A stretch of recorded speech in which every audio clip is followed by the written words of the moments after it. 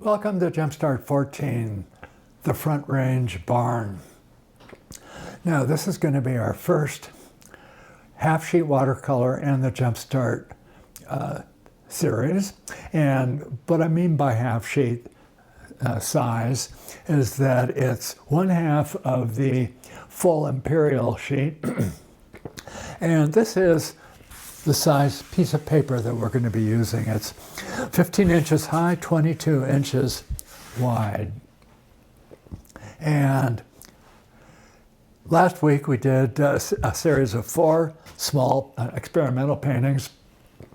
This time we're going to be doing a full painting on that one sheet. Now it's going to be a gradation painting, and I want to remind you that means a short way of saying that it's a series of graduated washes applied to the entire page as a first step in a watercolor painting. So in number 13, I was rather taken with this one. It's one I hadn't worked with very much, if at all, and so I'm going to be using that particular series of paint applications in this painting. So let's get started. And it looks like we're going to be doing a sienna up, raw sienna up, a rose red, like a quinacridone rose up, and then phthalo blue down, and then finally cerulean blue down. So here's my design. And not a lot sketched here in the foreground. We're going to see how much that gradation will take care of the foreground problem. But here is what I call the gesture. It's horizontal with the vertical entree right here. Now the first 2 washes, which were raw sienna and quinacridone rose up, we always paint these gradations dark to light, top to bottom, because that's the way the paint flows. So let's flip this over.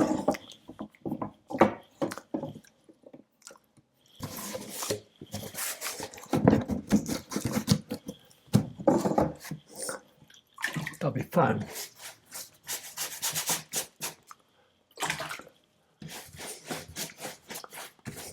It's a chance to get rid of some of the excessive graphite also.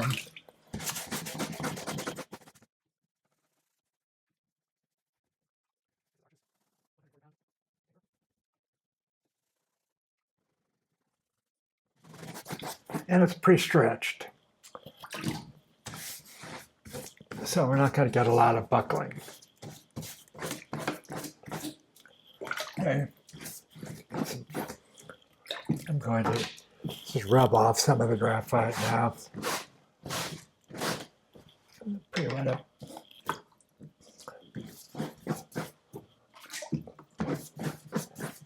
And we're ready to go. Raw sienna. Beautiful, neutral, dark yellow.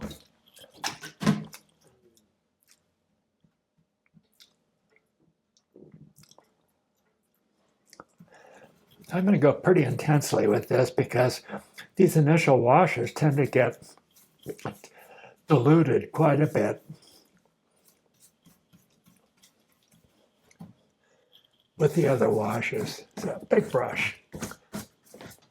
Now I'm going to add water to my brush and to the pool and overlap.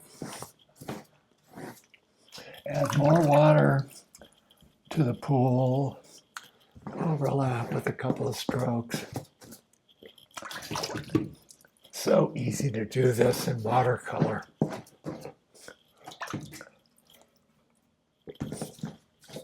And I'm finishing up with just plain water. I do want it to be pretty light down here. Okay.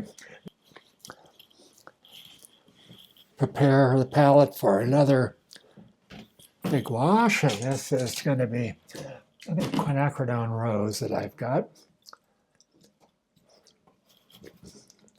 Now this is a staining color, and the phthalo blue is too. These are kind of dangerous colors. They make it very difficult to rub out later on, but they're delightful too. All right, so let's go right over this. Not a lot of double stroking here. I don't want to mix the two colors. I want the yellow to stay down in the grooves of the paint. I want this red to just lay on top of it so that when you look at it, you see both colors. You don't see orange. It'll be orange too, but you'll see both the red and the yellow. So if you look in there. All right.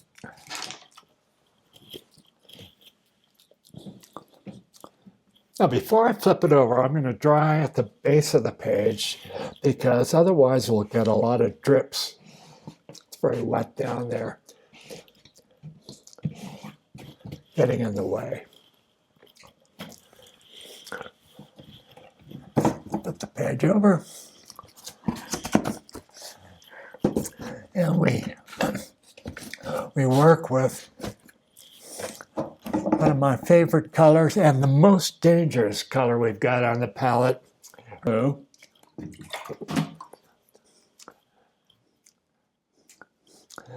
And I've got that special palette here for phthalo blue.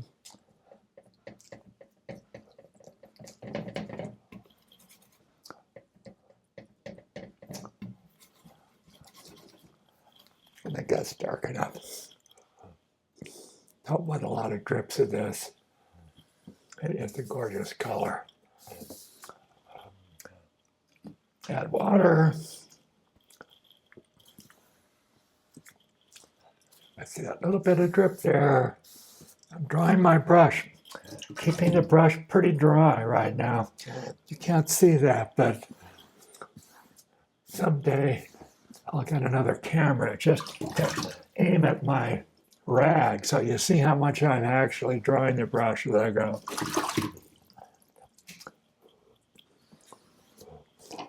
Dry brush, pick up that drip. So if you're working at the 15-degree level that I recommended to the horizontal, you won't have this problem with the drips. I'm carrying this blue all the way down, even though you can't see it. And finally, a very similar color, but much less dangerous and really capable of some beautiful white sky blue effects, and that's cerulean blue. Very dense, heavy pigment. And it will actually cover up some of this phthalo blue. We'll see both. There we go, cerulean blue.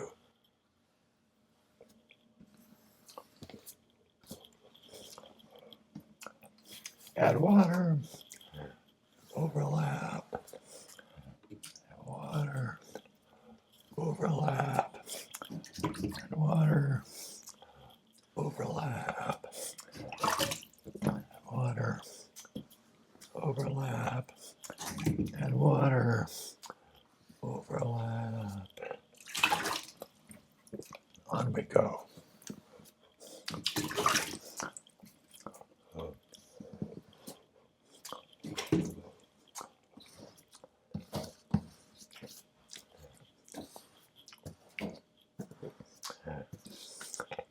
I'm drawing at the bottom. I don't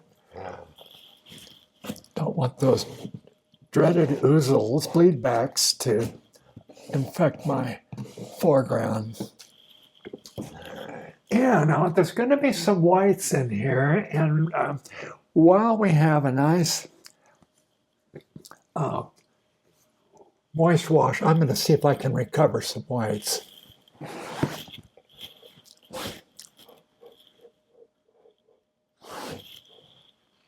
Okay, and don't worry about it if it seems out of place. It might be kind of interesting later. We'll make do, just the way it is. Now let's dry it off. I'm going to take a break.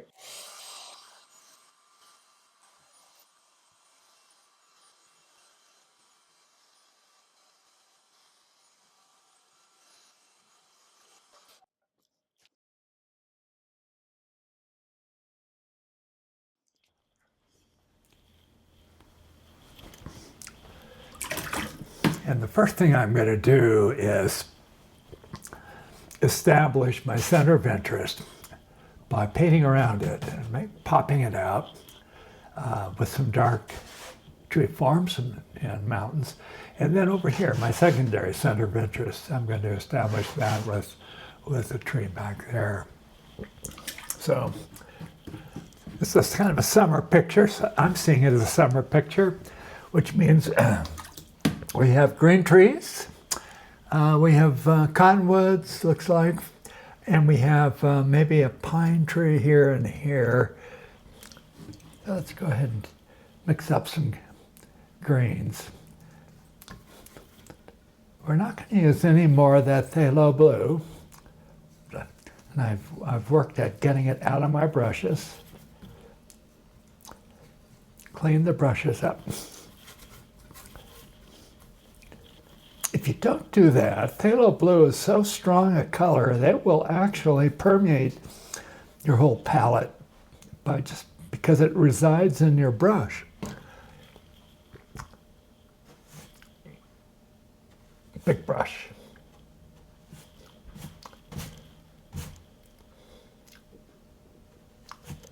Now here's going to be one of my cottonwoods. The other one's right here.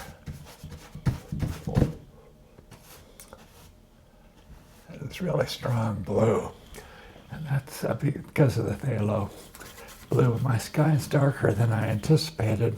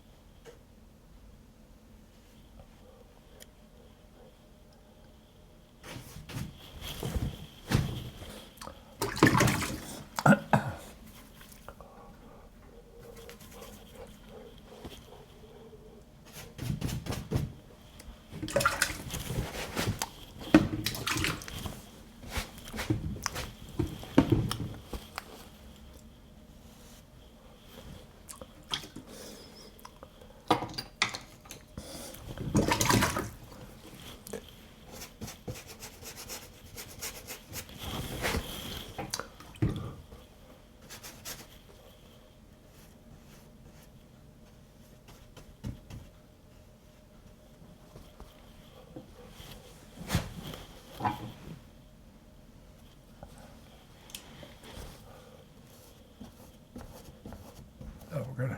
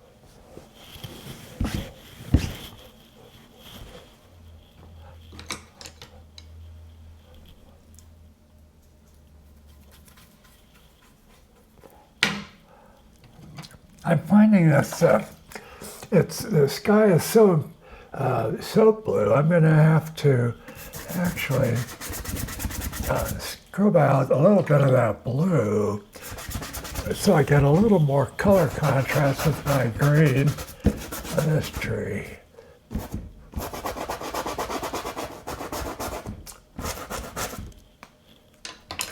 So, simple matter. Just loosening that paint up.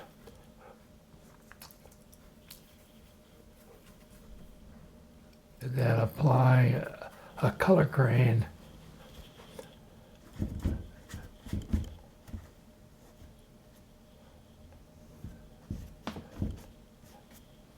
That's more what I want.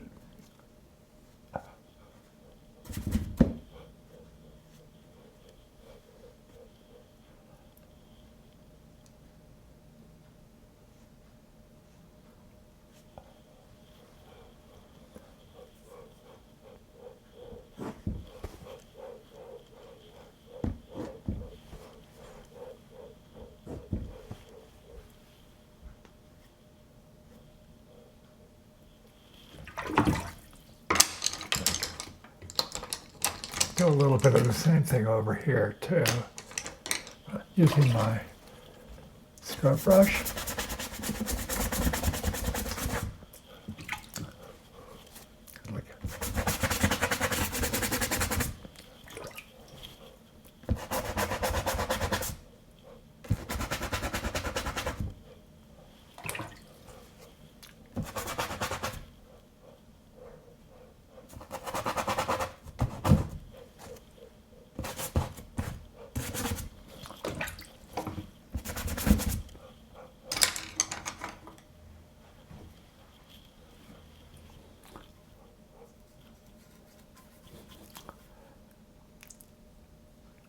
Maybe a little bit of red in the grain. That might be pretty fun.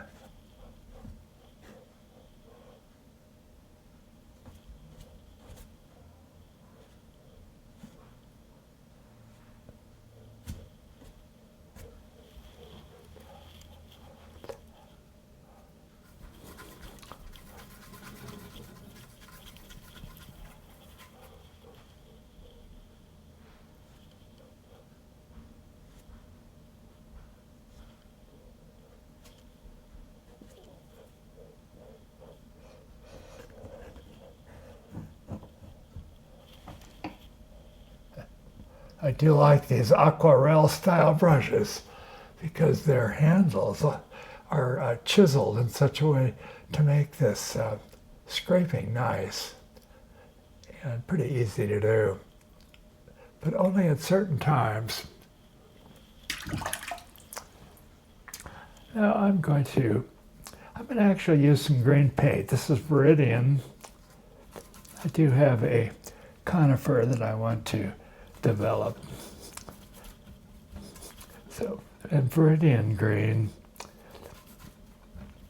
I'd recommend it. You could use phthalo green too, but phthalo green is just as bad as phthalo blue. It's one of those dangerous colors. But Viridian green is not as dangerous. It's a pretty happy color to work with.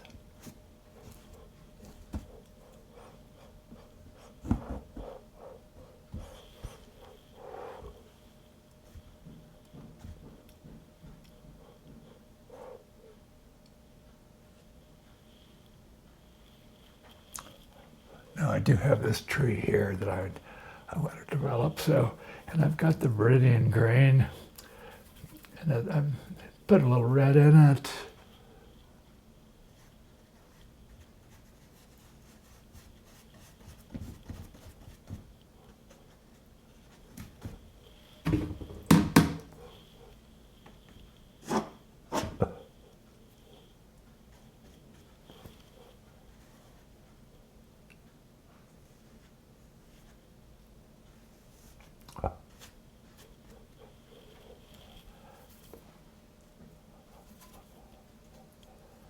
Change color green a little bit.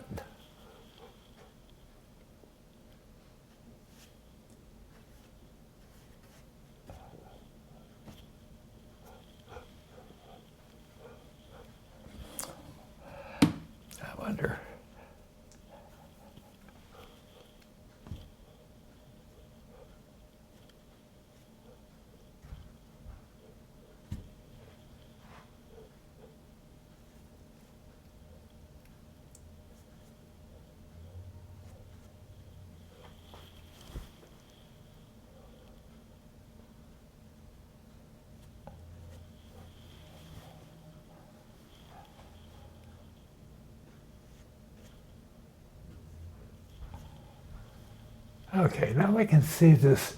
We have a structure now that we've developed some of this background surrounding painting around our centers of interest.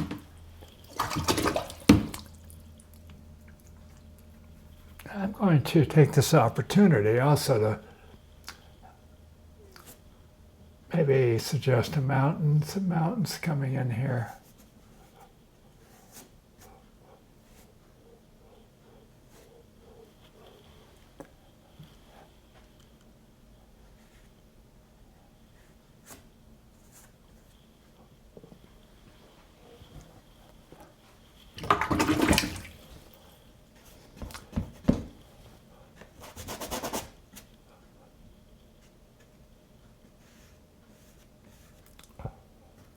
Okay. Now it's time to slow down a bit and just, and while we're here with the greens, let's start painting around some of this white fencing. I'm going to use a smaller brush.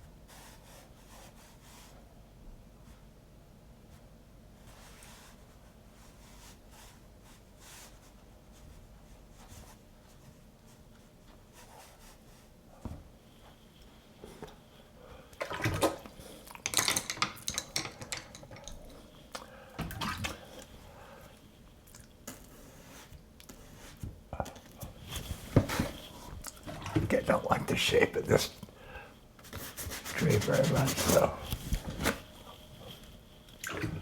we'll change it right now. The scrub brush.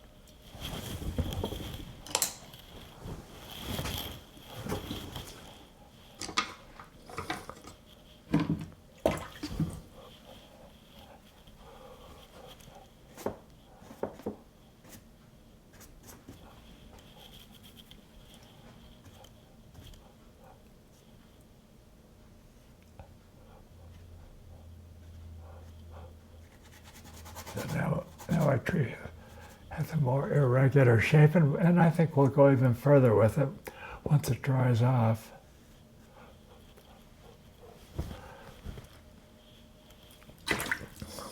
So while that's drying, I'm going to go over here and work on that picket fencing.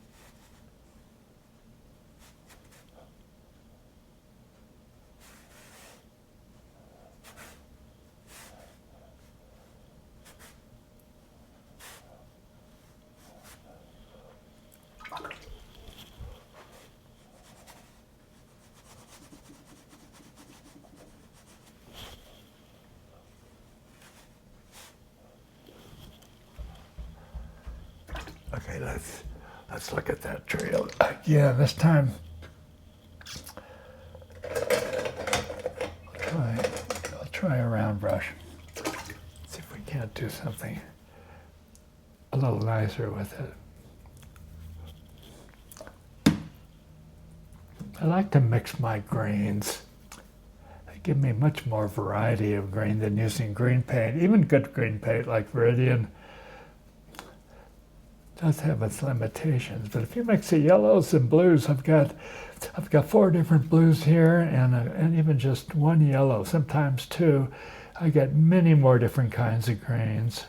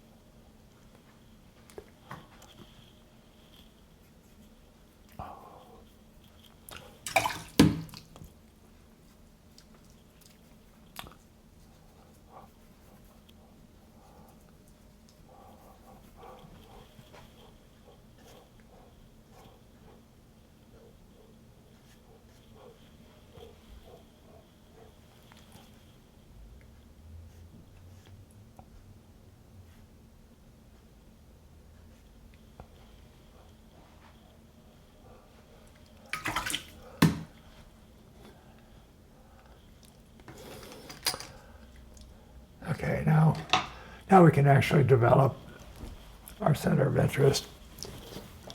Start developing it.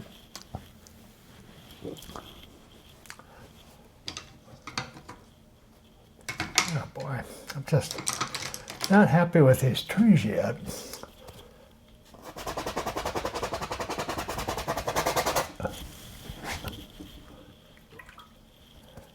So I just need to have a little area to paint, to change the shape of this. And it's always good to take away paint if you're going to paint over it. That way you maintain some color intensity. So this could be a light shape here. It feels good. What feels good is something not green. And blue. That phthalo blue got so intense that next time I try this color scheme, I will not use phthalo blue at that level of intensity.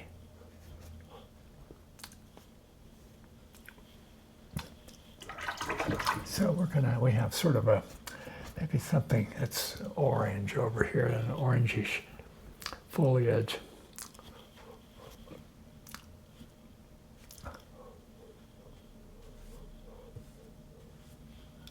That's okay. We'll see. We'll try it. It's trial and error. If it turns out when it dries it looks good, I'll hang on to it. Otherwise, you can always scrub it out again. This paint that I'm applying is all easy to scrub out.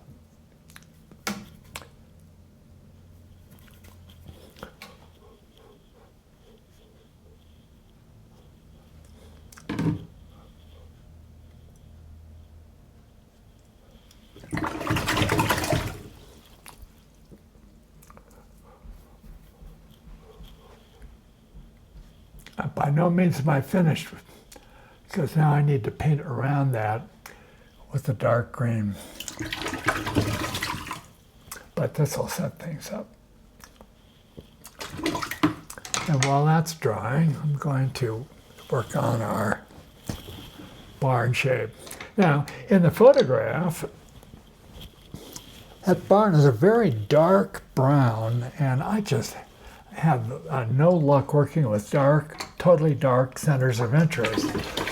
So my center of interest might have dark areas, but it'll have light areas too. And so I'm changing the value pattern of that barn quite a bit. I've got a light roof. I'm going to have a shadowy side here, a cast shadow there. And it's going to be quite light. And we're going to see how that works. Also, I'm thinking of some sun streaks coming down this side of the barn.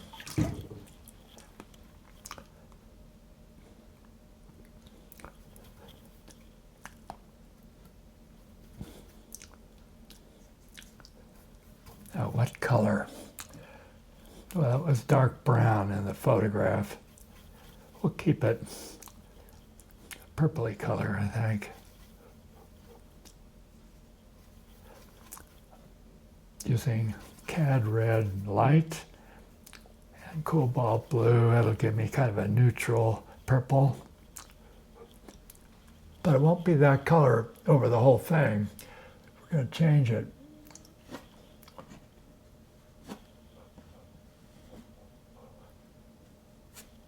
Now I want some cast shadows here.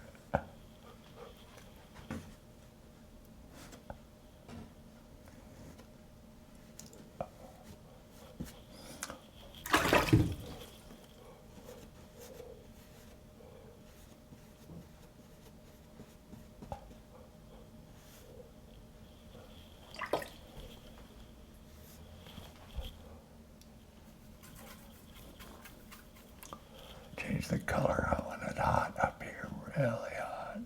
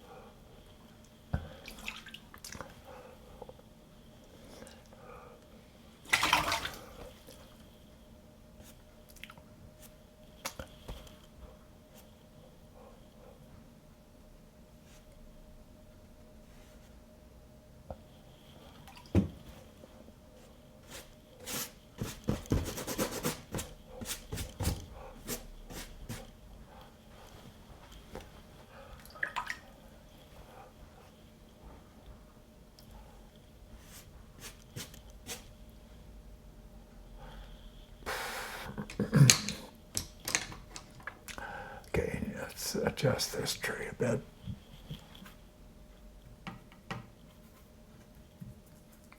Dark green. I'm using ultramarine blue and yellow. Touch of red. It's pretty dark. We're going to go ahead and see if I can't make this tree a little more convincing.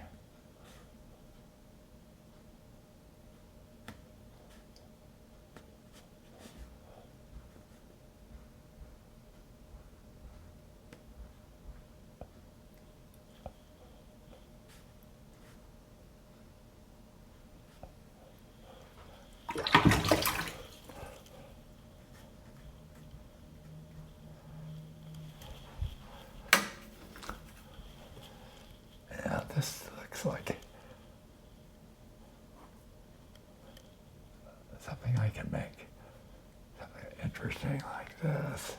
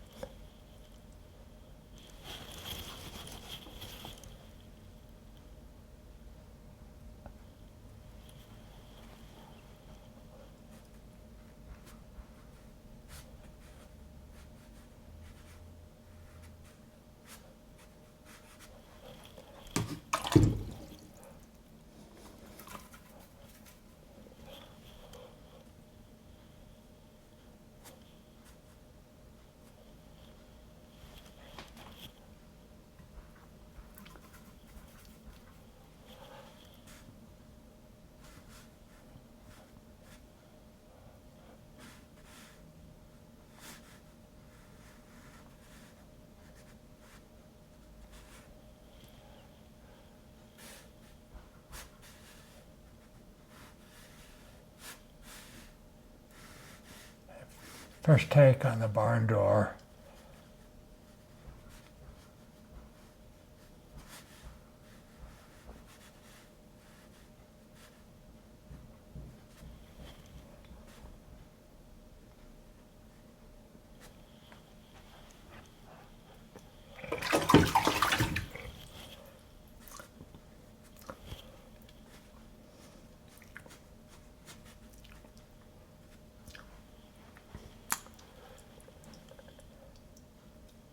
this didn't get very dark.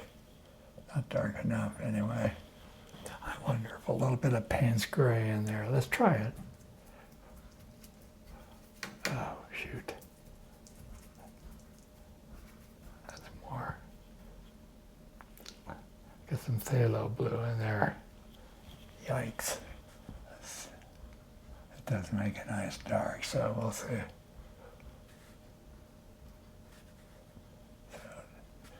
Remember, to make something stay dark in a wet wash, you need to overlap it while it's wet. It's the best time to do it. Don't wait for it to dry.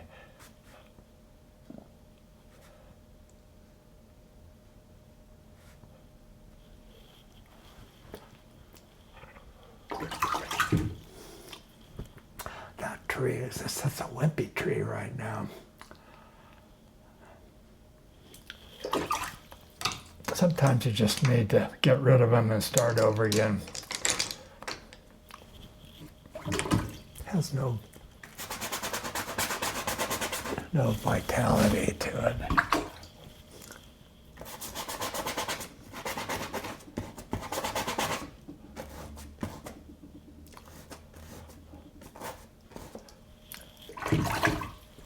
So, this is the third time I painted that tree. If you're thinking watercolor can't be repaired, it can't be fixed, then you're tuned into the wrong podcast. Because I don't see how you can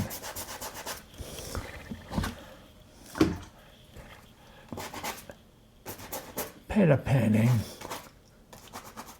without making adjustments on the fly. Even if if you painted it before, and every painting takes its own course. Now this is quite a little pyramid I've got there, and I don't like that either, even as a starting point. So we're going to have to cover it up.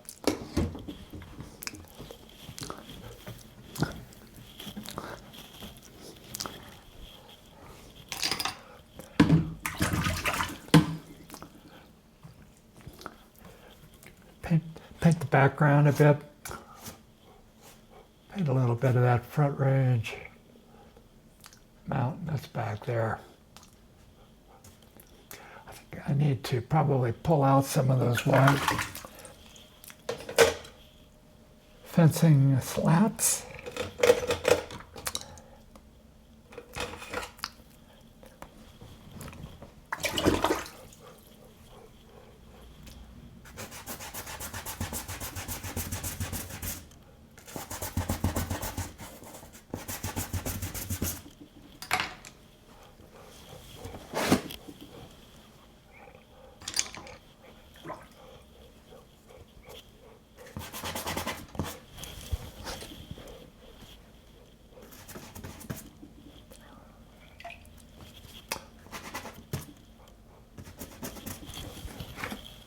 You know, instead of weighting it more on the right side, I'm going to try weighing it, getting more of the tree on the left side this time.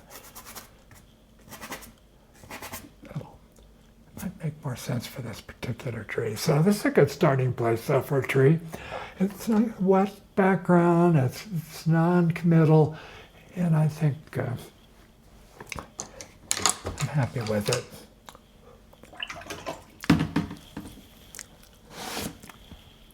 I want to go right up to that. I do not want to get in there still pretty wet. And let me change my brush. I'm going to paint this with a flat brush. Oh yes, see, this is where I left off. It's developing that tree, giving it another try, number 3. So let's give it a shot here. And I'm going to use the flat brush, mix up some green.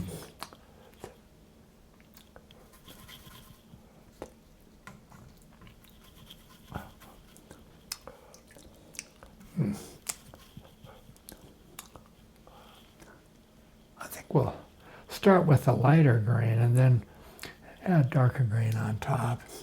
And we're going to way it over to the left side.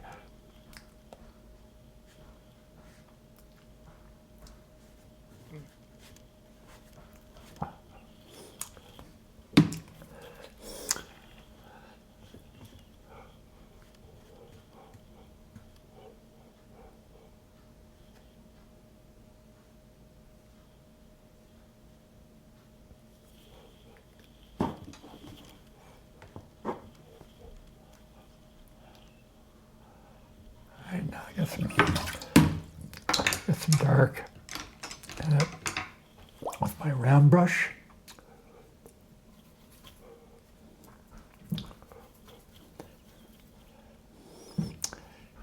Yellow.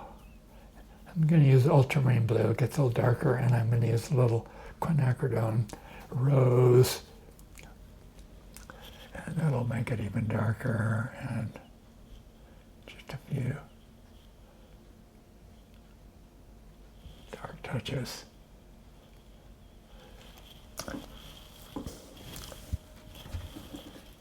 Let's go into the background.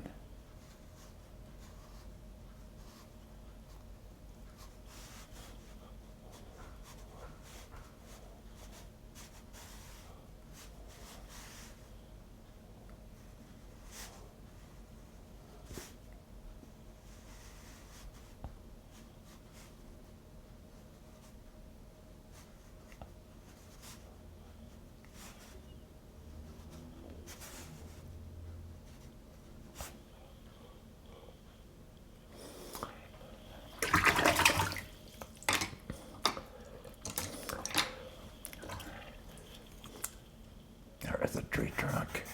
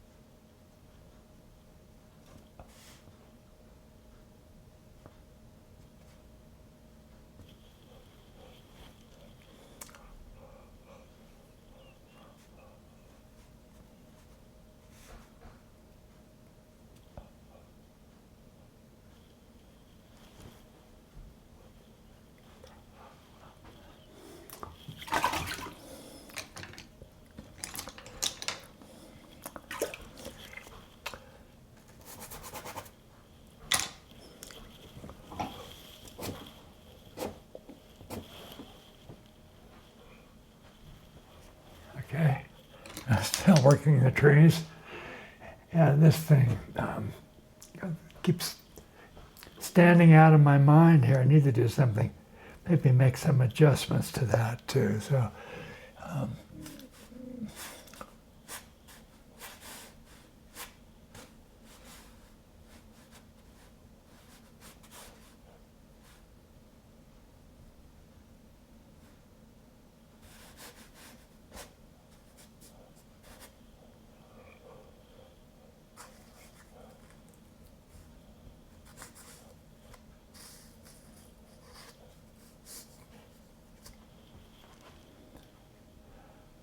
have to tone that down a bit later.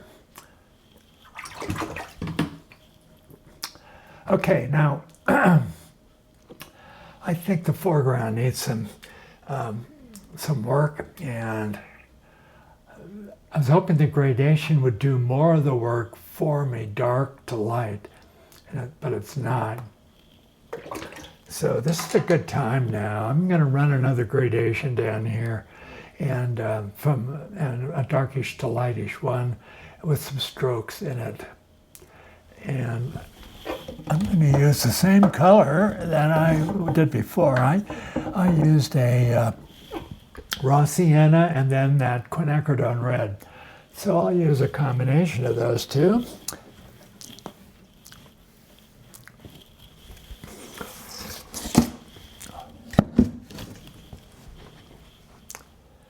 Big brush.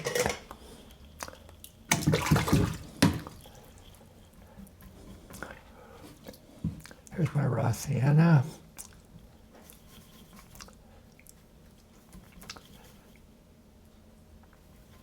And a little bit of that quinacridone.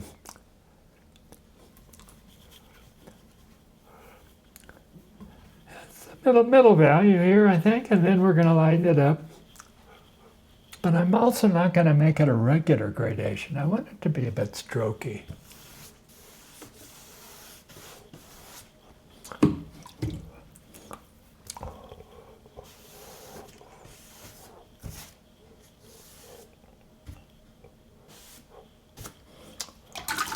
Light it up.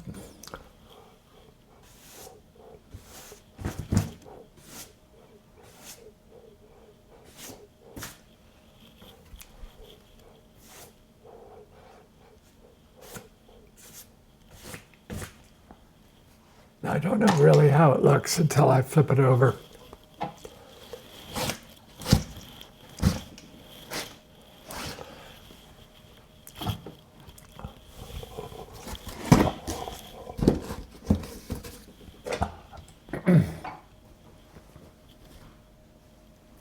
Okay, that's doing its job. Okay, maybe tire tracks or just some horizontal landforms here.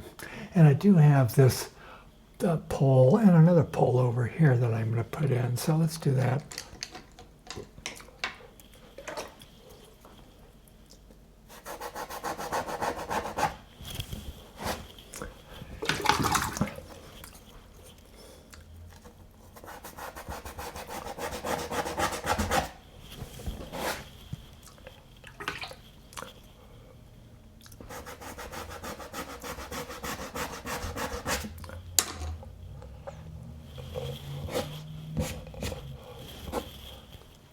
I've got a window and some stuff in here too.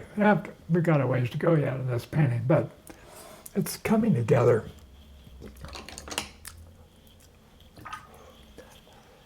And I think we'll put another pole right here.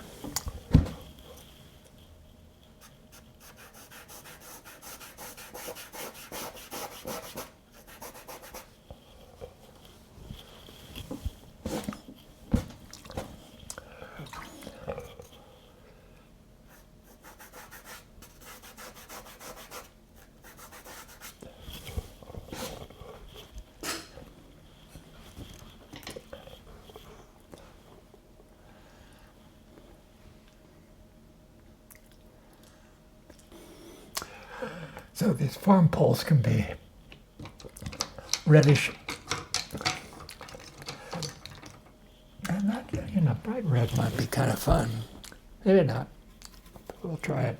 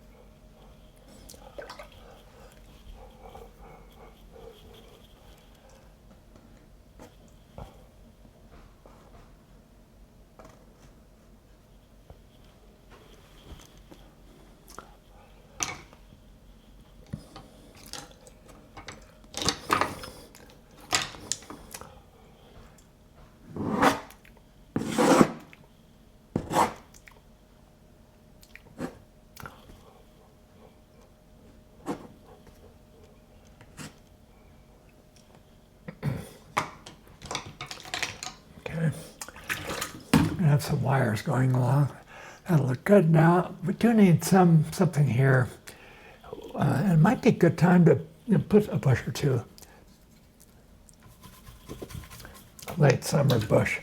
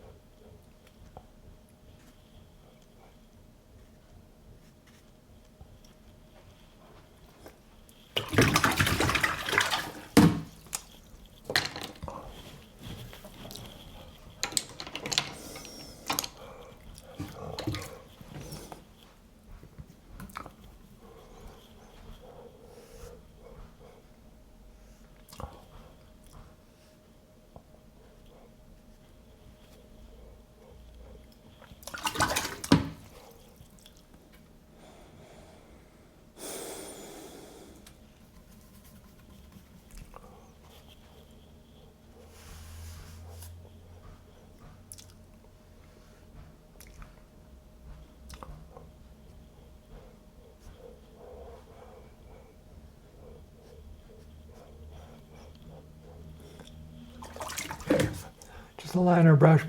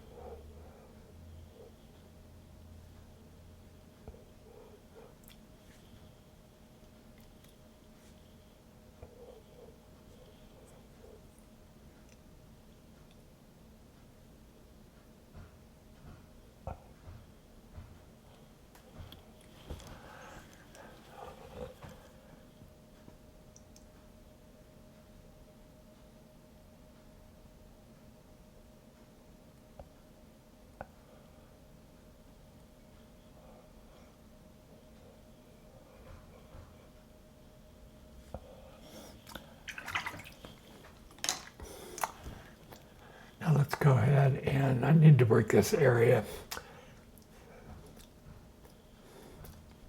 Several things about it need to be worked on.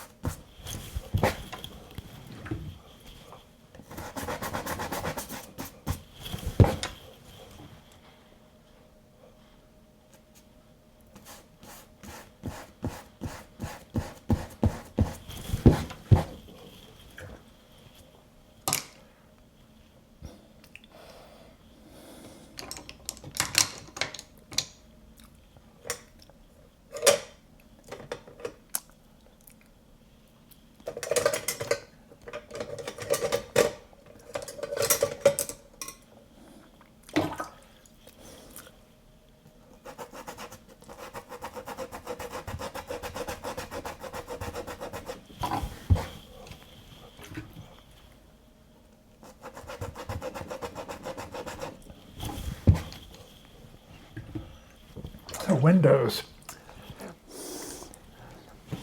open windows, a warm dark color for like an open door, warm, dark. This is a little cool, but we'll warm it up in a second. So this is a window that is partly open, so we're going to use a burnt sienna.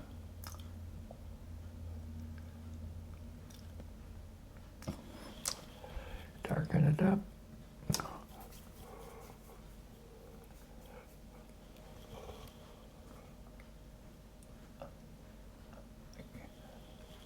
Now, if it's an open window or a closed window, the glass tends to be very cool, reflect the sky off him. So I'm going to put a little bit of pale cerulean up here.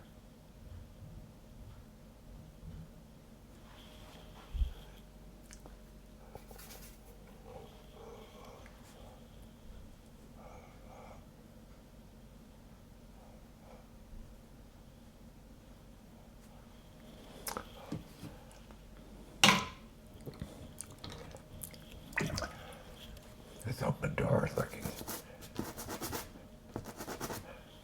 pretty interesting. So I'm going to dress it up a little bit. Maybe we can see through the barn door and actually catch a window on the other side. That'd be fun.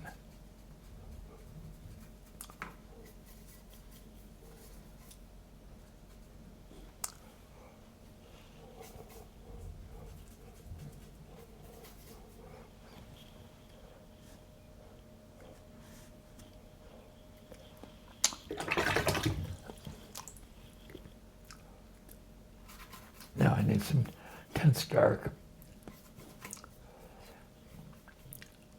Burnt sienna and ultramarine blue.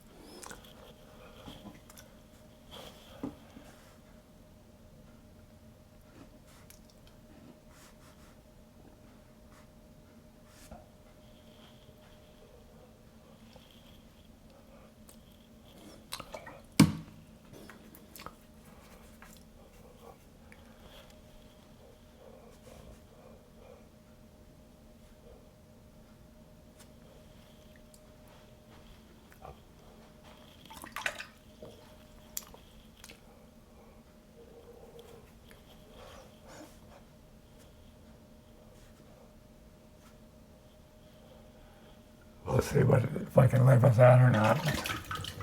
It's going to dry quite a bit duller, but I might have to do something with that.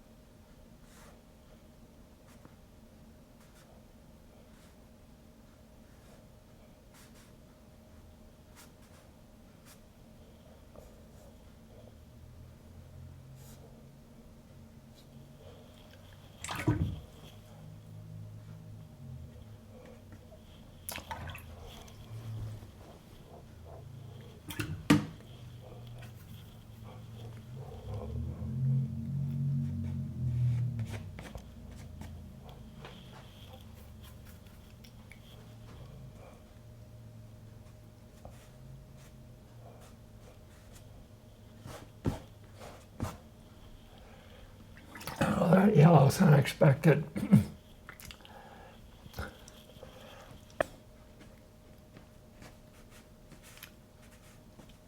And I'm not sure I like it, so usually that means I don't like it. It's kind of fun though.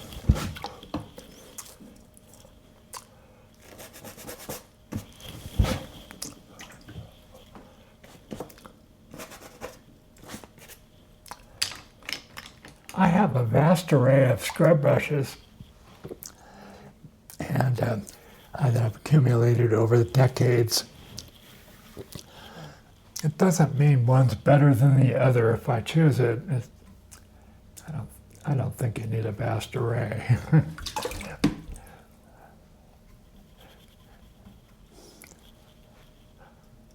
So I like the bristle brights. The oil painting brushes make really good scrub brushes.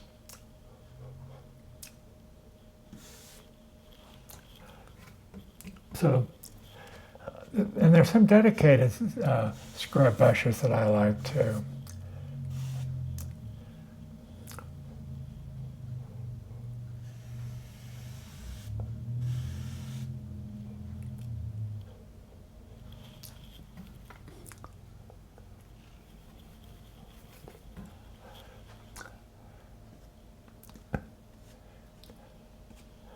The ones that I like that are dedicated are the ones, the Creative Mark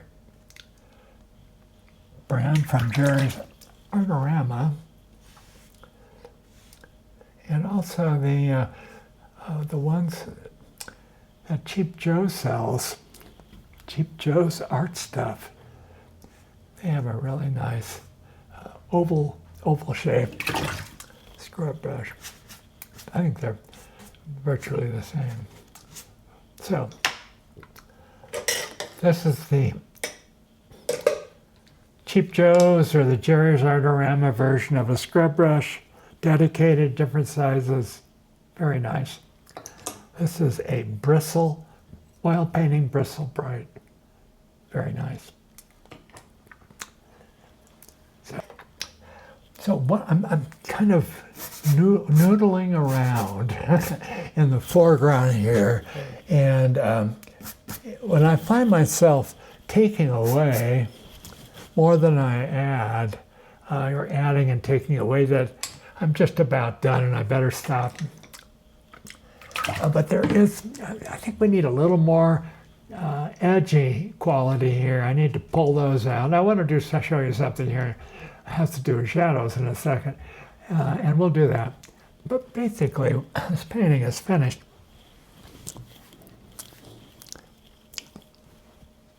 So what I wanted to show you was casting shadows on that white rail fence. There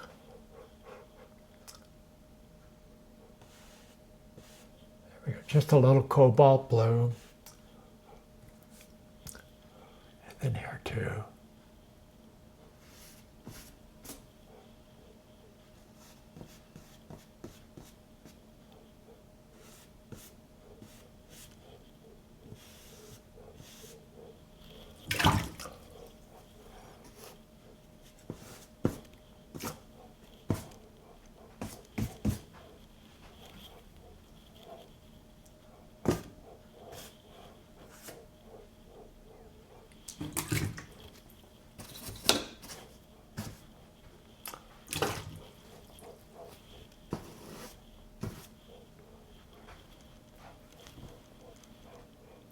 So, and we need some detail in here too.